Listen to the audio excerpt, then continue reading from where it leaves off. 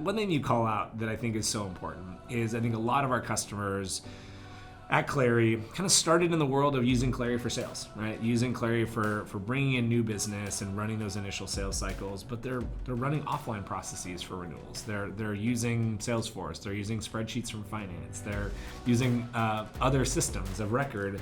It's crazy, yeah. And it just seems to me like that's been kind of a game changer for you. It's a, huge game changer. And then after we got that visibility, right, obviously now it's the predictability, right? Because you have people in your organization that are conservative forecasters and people that are aggressive forecasters. And what we did is, in parallel to phase one, we were building out our health scoring, right? So once we had all that done, we put all that telemetry into Clari. So if you just imagine looking at a transaction, if someone had hedged their commit down, I could see the telemetry of why, and I can question, gosh, why would they hedge that? Economic buyer score is really high, adoption's really high, ingest is really high. We can question a conservative forecaster.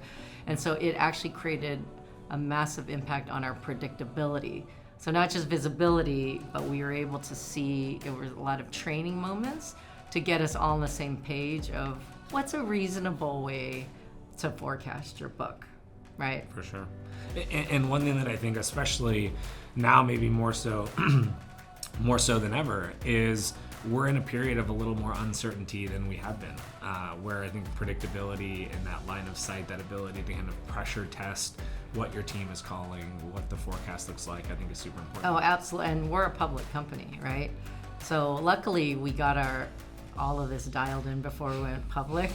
But like literally the last week of every quarter, we go through anything that might slip, right? What's the actual current forecast? Is anything changed in week to week? Like, it matters in a public company because we don't report on renewal rates, we report on net dollar retention. Sure.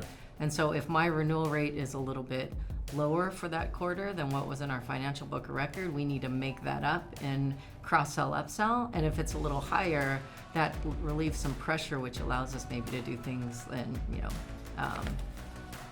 I don't want to say push things out, but manage our quarter well. Yeah. And so renewal predictability is just so important for us because it's, 2/3 of our revenue number.